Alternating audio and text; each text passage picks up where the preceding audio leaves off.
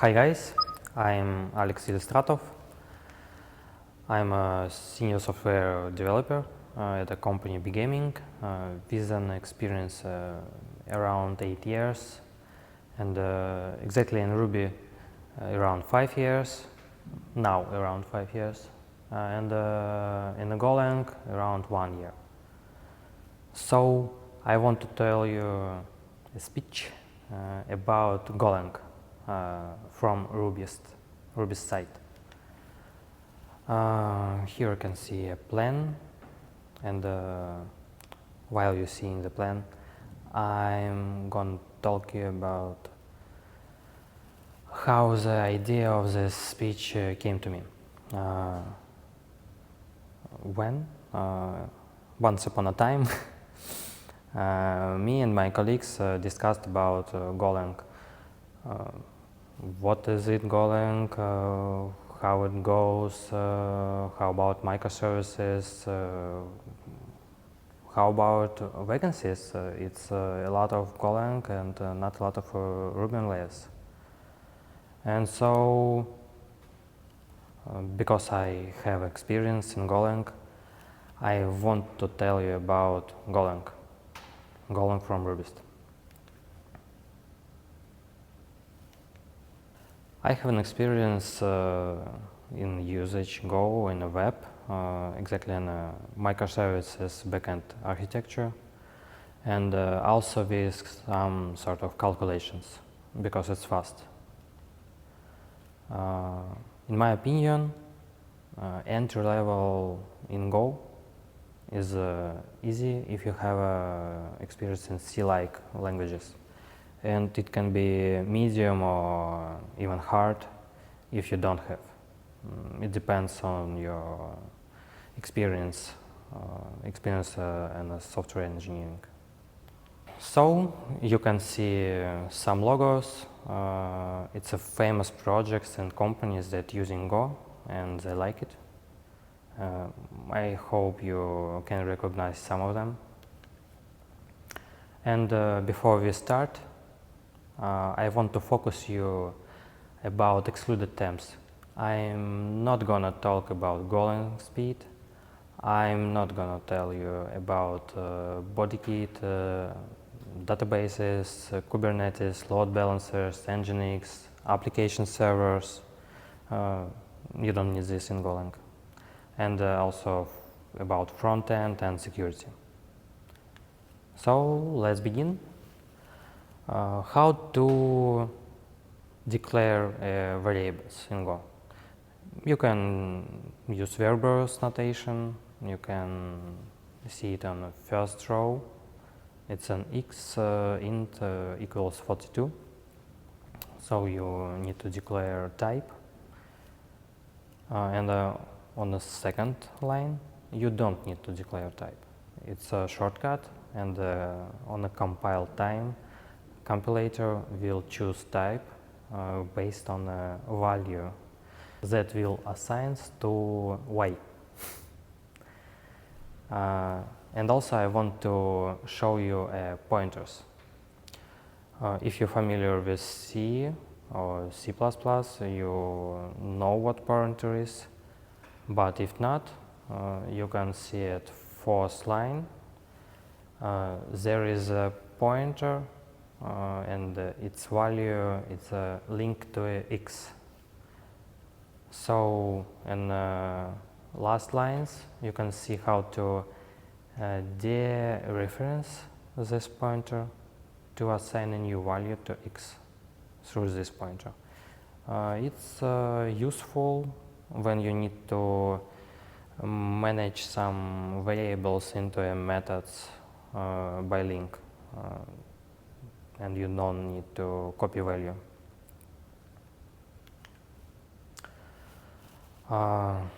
Let's make a little stop on garbage collection about deallocations.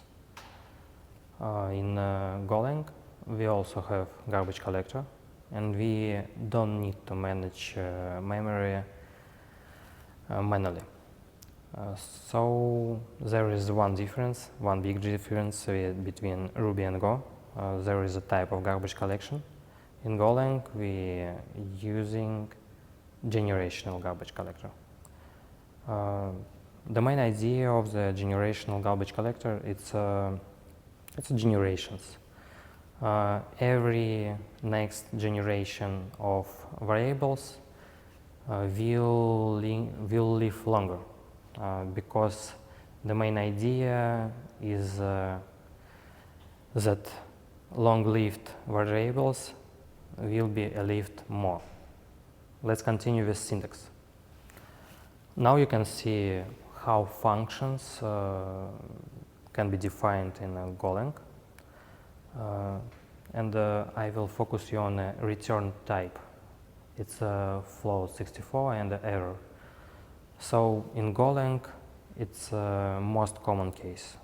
You will return a result of functions, and also you have to return error, because raising exceptions it's a huge operation, it's an expensive operation, and you don't have to do this, but you can. So let's say on the loops. Here we have some sort of for loops. First one it's like for each and maybe for in range too, like in Ruby. And second and third it's one type. Third it's a shortcut. We have only condition to break this loop. And on the second line you can see verbose notation. So maybe if you're familiar with JavaScript or C, you can see that you could solve this. And on the right side you can see matches in Ruby, for each and for in, and also while. But match for the second line we don't have in Ruby. And what about Lambdas? Golang have it, and you can see the example. And also same code on Ruby. And let's talk about error and flow management. In Golang we have keywords defer, panic, and recover. And its matches in Ruby, it's ensure, raise, and rescue. So let's focus on defer. You will frequently use this in Golang because Golang is a low-level language, and you need to close HTTP connection, you need to close files, you need to make something else a lot of times. And so when you want to do this, you just write defer and you write an action. And like in Ruby, you have panic and recover, like a raise and rescue. But you don't have to use this it frequently because you have tuples. You have tuples and you will return errors. You will not raise errors because it's faster. And let's talk about OOP. Here you can see principles. Here is 5. Sometimes you can see only 3, but it doesn't matter for current speech. But in Go, we don't have inheritance because Golang it's not common OOP language. And instead of inheritance, we will use composition. Let's see how objects, not objects, like classes, structs look like in Golang. Here you can see a person struct and address, and it's nested in a person. And you can see fields that defined in a person and address, and the types of these fields, and some meta information. Here you can see meta for JSON. You can parse JSON with these fields into these structs. And also you can put it in JSON too. And let's talk more about inheritance. Here we have a common example of animal and dog. Animal is a basic struct. It have name and also it can speak. And dog, it have animal inside, and it also have name. And also dog can speak. Dog speaks woof.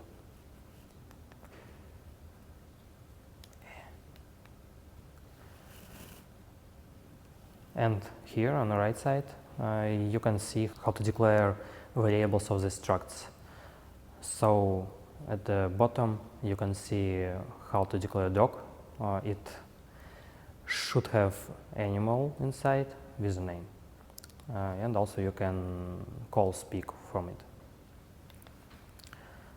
Let's continue with composition or with overriding. Here you can see how to use super like in Ruby in Go. You just need to call speak from the animal, from the nested struct of this dog. And after it you can write your own code. But in Ruby you can just use super. Let's go to the databases, but I will not tell you about database choosing. I will tell you about how to go into databases. Here you can see some logos of ORMs that common used in Go. Let's focus on the most popular one, on GORM. Here you can see how to define struct of user model. You just need to put GORM model into the struct, and after it you need to define fields of this model. After this you can just call db after migrate. It's a magic method. It just updates schema of database, and when you first time created user, it will create table, and when you second time performing some changes, I don't know, maybe you will add address here, it will update table, maybe add some columns or change columns. But important point is it will not perform delete operations. You can't remove email column, for example, by after migrate. You have to do this manually by SQL, or maybe you have to use migrator.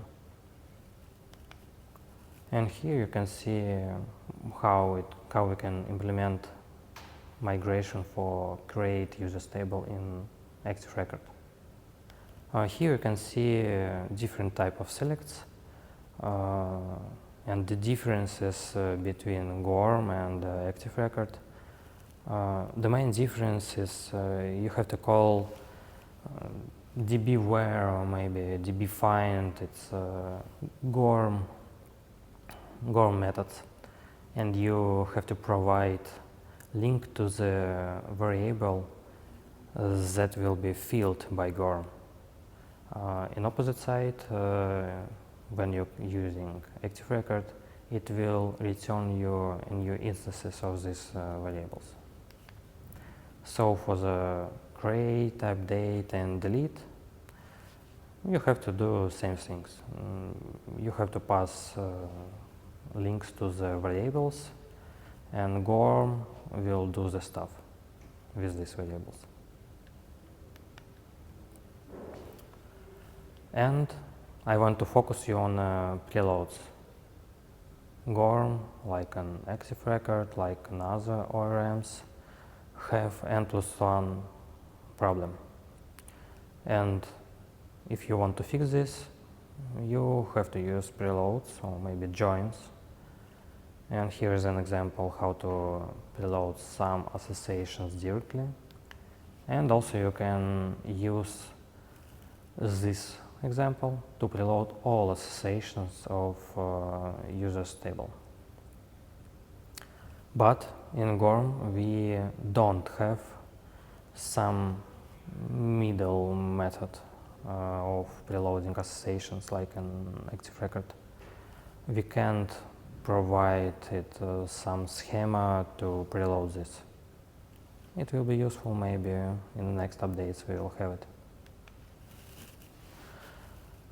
So you can see join here. It can get some clauses like where, and you can filter your nested associations. Here you can filter by payload.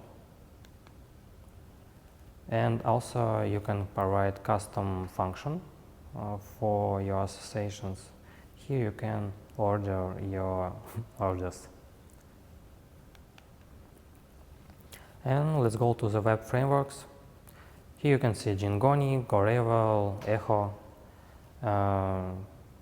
Some of them is full stack frameworks. We will not talk about it. And we will focus on Gin because I used it, I know it, and I love it. And also it's most popular framework, or maybe almost.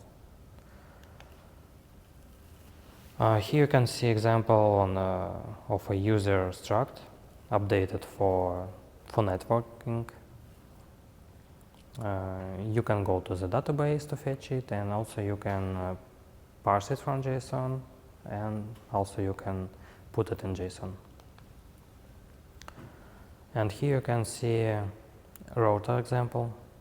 You just need to define controllers and methods and routes. So there is easy to use, you can see. And let's focus on get user controller. It's look, I don't know, maybe horrible. It's too verbose, a lot of stuff doing here, but it's not hard. First of all, we need to parse param ID, and you can see tuple. It returns tuple ID and error. So next step, you will check on the errors. If we have errors, we will return badge request and some body with error. And if we don't have errors, we will fetch user by ID from database and return this user. Also, Go, Gin have middlewares. It have different type middlewares. Global, per route, also per group. You can define a lot of middlewares, just put it in these methods. And that's it for the web frameworks. For the logging, I will not talk about it because it's a standard. Gophers uses standard ELK stack, and Rails coders use this too. But let's talk about testing. Here you can see GoDoc. It's on the right side, like a hot dog. It's some Cucumber style BDD testing framework, like a Cucumber. And I think it's from Cucumber creators. But let's check Ginkgo. Here is an example of our get user controller, example of test of this controller. You can see how we can prepare a request on the first rows. Also you can see expects, and you can see familiar describe and need like an expect to describe these tests. Let's continue with concurrency. You can see how easy it can be in Golang. You just use Go keyword, and then you need to print your function and call it. Here you can see Go print count. It will start another thread with this function print count. It will print some numbers 1, 2, 3, 4, 5 every second in a separate thread, and in the main thread we will print main every second, and it will work concurrent.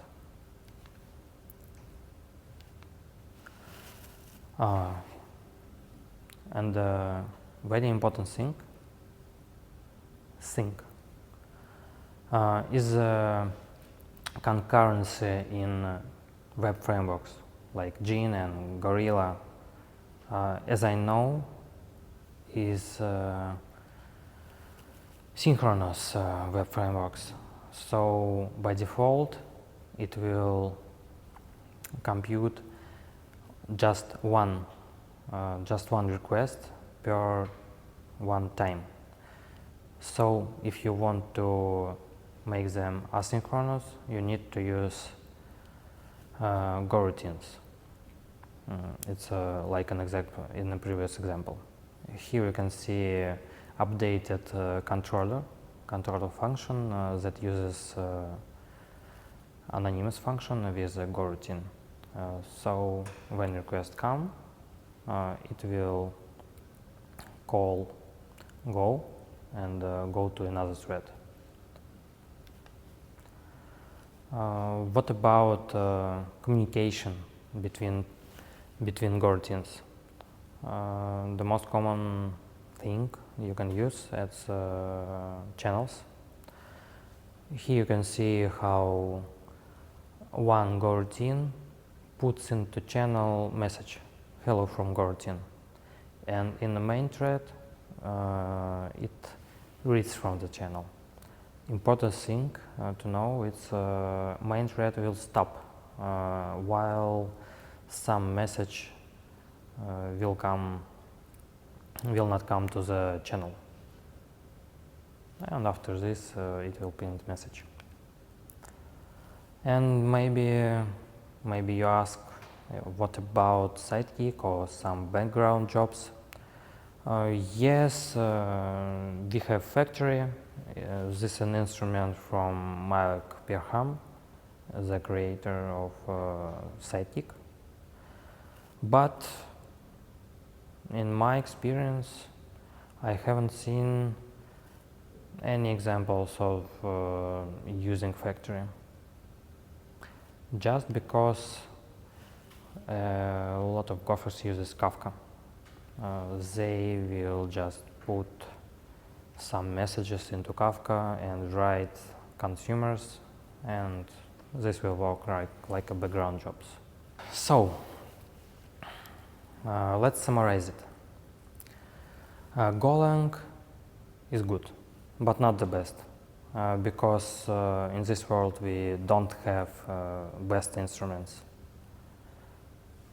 Also, in my opinion, Golang is too verbose and plain. But Golang is fast, and I think there is why there is not enough sweet. And so Ruby is not dead. Ruby develops, Ruby improves, and in my experience, last versions really improve the performance. And so Ruby is good. Don't throw it to the bin. Thank you for your attention. I hope it will be interesting and useful for you, and I hope it answered on some questions about Golang. And if you have another questions or comments, please feel free to ask me. Thank you again, and have a great day.